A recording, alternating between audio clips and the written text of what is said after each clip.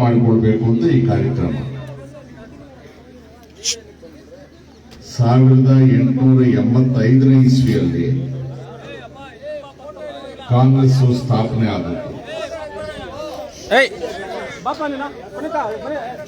1947ನೇ ಇಸ್ವಿ ಆಗಸ್ಟ್ ತಿಂಗಳಲ್ಲಿ ನಾವು ಸ್ವಾತಂತ್ರ್ಯವನ್ನು ಪಡ್ಕೊಂಡಿದ್ದೇವೆ. ಅಂದ್ರೆ 1885ರಿಂದ 47ಕ್ಕೆ 62 ವರ್ಷಗಳ ಹೋರಾಟ. ಈ ಸ್ವಾತಂತ್ರ್ಯವನ್ನು ನಮ್ಗೆ ಯಾರಾದರೂ ಕೊಟ್ರ ಅಥವಾ ನಾವು ಹೋರಾಡಿ ತೆಗೆದುಕೊಂಡಿದ್ದೇವ? ಇಲ್ಲಿ ಯಾರು ಧರ್ಮಕ್ಕೆ ಭಿಕ್ಷೆ ಕೊಟ್ಟಿದ್ದಲ್ಲ. ಈ ಸಭೆಯಲ್ಲಿರೋರು ನಾವ್ಯಾರು ಅವತ್ತು ಹುಟ್ಟಿರ್ಲಿಲ್ಲ. ಅವ್ರು ಏನೇನು ಕಷ್ಟಪಟ್ಟರು, ಯಾರು ಪ್ರಾಣ ಕಳ್ಕೊಂಡ್ರು, ಯಾರ ಆಸ್ತಿಯನ್ನು ಕಳ್ಕೊಂಡ್ರು, ಯಾರ್ಯಾರ ರಕ್ತ ಈ ದೇಶದಲ್ಲಿ ಹರಿತು ಈ ದೇಶಕ್ಕೆ ಸ್ವಾತಂತ್ರ್ಯ. ನಮಗೆ ಇಷ್ಟು ಕೊಬ್ಬು ಅಹಂಕಾರ ಬಂದಿದೆ. ಅವ್ರ ರಕ್ತ ಇಲ್ಲಿ ಹರಿದಿದೆಯಲ್ಲ ಅಂತ ನೆನಪು ಮಾಡ್ಕೊಳ್ಳೋ ಸೌಜನ್ಯ ಕೂಡ ನಮಗಿಲ್ಲಂತಾಗಿದೆ. ಅದಕ್ಕೆ ಒಂದು ಚಿಕ್ಕ ಪ್ರಯತ್ನ ಆಯಿತು. 62 ವರ್ಷಗಳ ಹೋರಾಟ, ಅದರ ಪೂರ್ವದಲ್ಲೂ ಹೋರಾಟ ನಡೆಯುತ್ತೆ. ಅವತ್ತು ಕಾಂಗ್ರೆಸ್ ಪಕ್ಷ ಮುಂಚೂಣಿಯಲ್ಲಿತ್ತು. ಮಾಧ್ಯಮದ ಗೆಳೆಯರಲ್ಲಿ ನಾನು ವಿನಂತಿ ಮಾಡಿಕೊಡ್ತೇನೆ, ನಾವು ಇವತ್ತಿನ ಕಾಂಗ್ರೆಸ್ಸೇ ಅವತ್ತಿನ ಕಾಂಗ್ರೆಸ್ ಅಂತ ನಾವೇನು ಹೇಳಕ್ ಹೋಗೋದು. ಕಾಲ ಕಳೆದಂತೆ ಸಾಕಷ್ಟು ಬದಲಾವಣೆಗಳಾಗಿರ್ಬೋದು, ಆದರೆ ನಾವು ಆ ವಂಶಸ್ಥರು ಅನ್ನೋದು ನಿಮಗೆ ನೆನಪಿರಲಿ. ಯಾರು ಇವತ್ತು ಈ ದೇಶವನ್ನು ಆಳ್ತಾ ಇದ್ದಾರೆ, ಈ ರಾಜ್ಯವನ್ನು ಆಡಳಿತ ನಡೆಸ್ತಾ ಇದ್ದಾರೆ, ಇವರು ವಂಶಸ್ಥರು ಯಾರೂ ಕೂಡ ಆವತ್ತು ಈ ದೇಶದಲ್ಲಿ ಸ್ವಾತಂತ್ರ್ಯಕ್ಕಾಗಿ ಹೋರಾಡಲಿಲ್ಲ. ಇವತ್ತು ಭಾರತೀಯ ಜನತಾ ಪಕ್ಷ, ಆದರೆ ಹಿಂದಿನ ಅವತಾರ ಭಾರತೀಯ ಜನಸಂಘ, ಅವೆಲ್ಲವೂ ಕೂಡ ದೇಶಕ್ಕೆ ಸ್ವಾತಂತ್ರ್ಯ ಬಂದ ಮೇಲೆ ಹುಟ್ಟಿದ್ದೇ ಹೊರತು ಸ್ವಾತಂತ್ರ್ಯ ಸಂಗ್ರಾಮದ ಸಮಯದಲ್ಲಿ ಇರಲಿಲ್ಲ. ಅಂದ್ರೆ ಸೊಮ್ಮೊಗಂಡಿ ಸೋಸೊಗಂಡಿ. ಸ್ವಾತಂತ್ರ್ಯ ಬರುವ ಪೂರ್ವದಲ್ಲಿ 500ಕ್ಕೂ ಮೇಲ್ಪಟ್ಟು ಪಾಂಡೆಗಾರರು, ರಾಜರು ಎಲ್ಲರೂ ಇತ್ತು. ಇದೊಂದು ದೇಶ, ಇದಕ್ಕೊಂದು ರಾಷ್ಟ್ರಧ್ವಜ, ಇದಕ್ಕೊಂದು ರಾಷ್ಟ್ರಗೀತೆ, ಇದಕ್ಕೊಂದು ಸಂವಿಧಾನ, ಇವೆಲ್ಲವೂ ಆಗ್ಬೇಕಿತ್ತಲ್ಲ. ಇಲ್ಲೇ ಹೋದ್ರೆ ನಾವು ಭಾರತ ಒಂದ್ ದೇಶ ಆಗಕ್ಕೆ ಆಗ್ತಿರ್ಲಿಲ್ಲ. ಇವತ್ತು ಈ ರೀತಿ ಸೇರಿಸುವ ಈಗ ವೇದಿಕೆ ಮೇಲೆ ಎಲ್ಲ ಜಾತಿ ಜನಾಂಗದವರು ಒಟ್ಟಿಗೆ ಕೂತಿದ್ದೇವೆ. ಸ್ವಾತಂತ್ರ್ಯ ಪೂರ್ವದಲ್ಲಿ ಇದು ಸಾಧ್ಯ ಇರಲಿಲ್ಲ. ಕೆಳಗಿದ್ದವರನ್ನ, ಊರಾಚೆ ಇದ್ದವರನ್ನ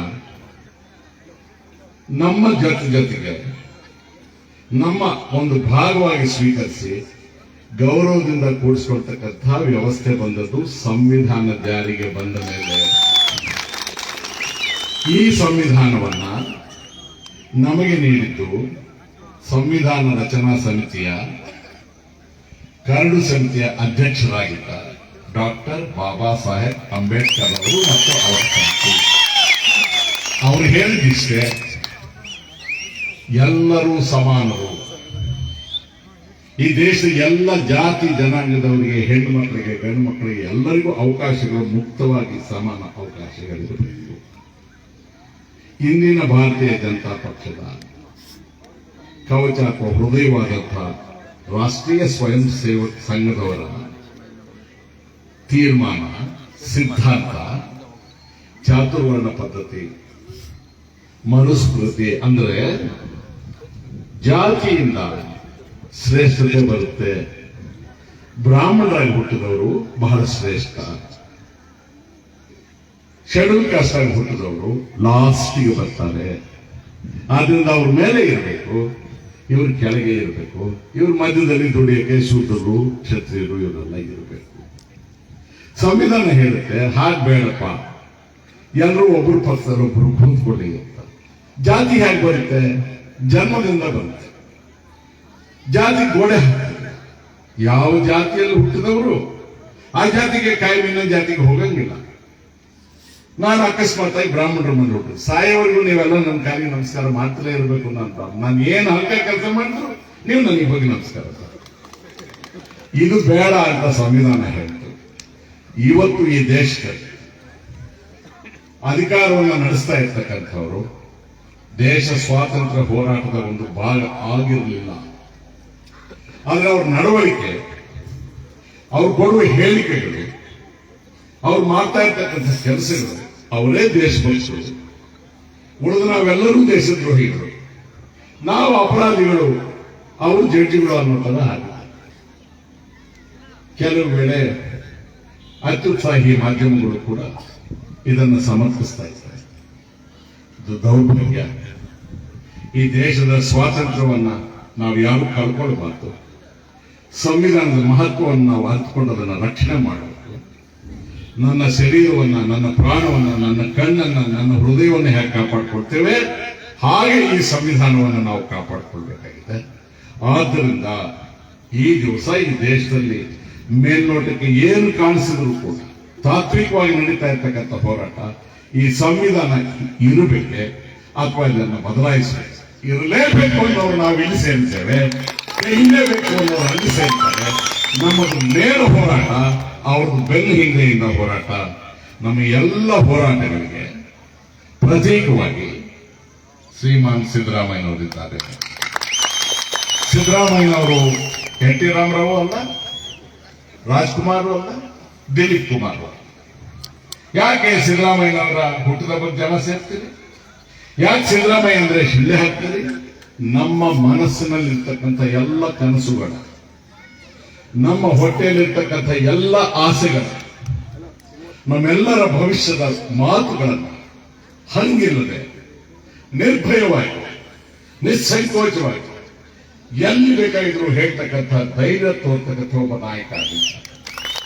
ನಮ್ಮಲ್ಲಿ ಅನೇಕ ಜನರಿಗೆ ಬಾಯಿ ಇಲ್ಲ, ಅನೇಕ ಜನರಿಗೆ ಮಾತಾಡಕ್ ಬರಲ್ಲ. ಮಾತಿಲ್ಲದವರ ಮಾತಾಗಿ, ಬಾಯಿಲ್ಲದವರ ಬಾಯಾಗಿ ನೀವಿದ್ದೀರಿ ಸಿದ್ದರಾಮಯ್ಯನವರೇ. ಅದಕ್ಕೆ ನಾವು ನಿಮ್ಮನ್ನ ಇಷ್ಟು ಆರಾಧನೆ. ಯಾಕಂದ್ರೆ ವೃತ್ತಿ ಪೂಜೆ ಹೆಚ್ಚು ಮಾಡಿ ಅವರು ಕೂಡ ಬ್ಯಾಲೆನ್ಸ್ ತಪ್ಪಿ ನಮಗೆಲ್ಲ ತೊಂದರೆ ಆಗ್ತಾರೆ.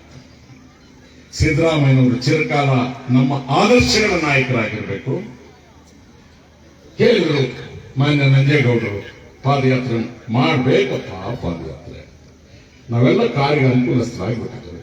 ಯಾವಾಗಲೂ ಕಾರಲ್ಲಿ ಓಡಾಡಿದರೆ ನಡೆದಾಡೋ ಕಷ್ಟ ಗೊತ್ತಾಗಲ್ಲ. ಭೂಮಿ ಮೇಲೆ ನಡೆದಾಡಿದರೆ ಜನಸಂಪರ್ಕ ಬರುತ್ತೆ, ಸತ್ಯದ ಪರಿಚಯ ಆಗುತ್ತೆ. ಬಹಳ ಒಳ್ಳೆ ತೀರ್ಮಾನ ತಗೊಂಡಿದ್ದೀರಿ, ನಿಮ್ಮನ್ನು ಶ್ಲಾಘಿಸ್ತಾ ಇದ್ದೇವೆ. ಇದನ್ನು ಮುಂದುವರಿಸಿಕೊಂಡು ಹೋಗಿ. ಯಾರೆಲ್ಲ ನೀವು ಬೆಂಬಲಿಸ್ತಾ ಇದ್ದೀರಿ ನಿಮ್ಮನ್ನು ಅಭಿನಂದಿಸ್ತೀವಿ. ಹೆಚ್ಚು ಕಾಲ ನನ್ನ ಭಾಷಣನ ನಾನು ಲಂಬಿಸೋದಕ್ಕೆ ನಾನು ಇಷ್ಟಪಡೋದಿಲ್ಲ. ನಿನ್ನೆ ಅಲ್ಲ ಮೊನ್ನೆ ಅಷ್ಟೇ, ಬಹುಶಃ ಕರ್ನಾಟಕದ ಇತಿಹಾಸದಲ್ಲಿ ನಾನು 45 ವರ್ಷಗಳಿಗೆ ಮೇಲ್ಪಟ್ಟು ಸಕ್ರಿಯವಾಗಿರ್ತೇನೆ. ಮೊನ್ನೆ ನಡೆದಂತಹ ಒಂದು ಕಾರ್ಯಕ್ರಮ ಸ್ವಯಂ ಪ್ರೇರಿತರಾಗಿ ಜನ ಸೇರೋದು, ವಿಶೇಷವಾಗಿ ಯುವಜನರು ಸೇರ್ತಕ್ಕಂಥದ್ದು, ಜಾತಿ ಮತ ಕುಲ ಇಲ್ಲ ಅಂದೇ ಇರ್ತಕ್ಕಂಥ ಮಾತು ನಡೆದವರು. ಊಟ ಇಲ್ಲ, ತಿಂಡಿ ಇಲ್ಲ, ಆದರೂ ಕೂಡ ಒಬ್ಬರೊಬ್ಬರು ಸಿದ್ದರಾಮಯ್ಯನವರ ಹೆಸರು ಹೇಳಿದಾಗಲೂ ಕೂಡ ಆಕಾಶಕ್ಕೆ ಮುಟ್ತಾ ಇತ್ತು. ನಾನು ಸಂತೋಷದಿಂದ ಈ ಮಾತನ್ನು ಹೇಳ್ತೇನೆ. ನನಗೆ ಯಾರು ಹೊಗಳಿ ಅಭ್ಯಾಸ ಇಲ್ಲ, ಹೊಗಳೋದು ನನ್ನ ಜಾಯಮಾನವಲ್ಲ. ನಮ್ಮ ಗುರುಗಳಾದ ದಿವಂಗತ ದೇವರಾಜ ಅರಸರವರು ಈ ರೀತಿಯ ಪ್ರೀತಿಯನ್ನು ಈ ರಾಜ್ಯದಲ್ಲಿ ಸಂಪಾದನೆ. ಅವರಲ್ಲದ ತಪ್ಪಿಗೆ 80ನೇ ಇಸ್ವಿಯಲ್ಲಿ ಅವರ ಅಧಿಕಾರವನ್ನು ಬಿಟ್ಟರು ಅಧಿಕಾರವನ್ನು ರಾಜೀನಾಮೆ ಸ್ವಯಂ ಪ್ರೇರಿತರಾಗಿ ಹೋಗಿಕೊಟ್ಟಿದ್ದವರು. ಆದರೆ 83ರ ಚುನಾವಣೆಗೆ ಅವರಿಗೆ ಆಯ್ಸಿ. ಒಂದು ವೇಳೆ 83ರ ಚುನಾವಣೆಗೆ ಅವರು ಜೀವಂತ ಇದ್ದಿದ್ರೆ ಇವತ್ತು ನಿಮಗೆ ಸಿಗ್ತಾ ಇರ್ತಕ್ಕಂಥ ಅಭೂತಪೂರ್ವ ಸ್ವಾಗತ ಜನರಲ್ ಅವತ್ತು ಅವರಿಗೆ ಸಿಗ್ತಾರೆ.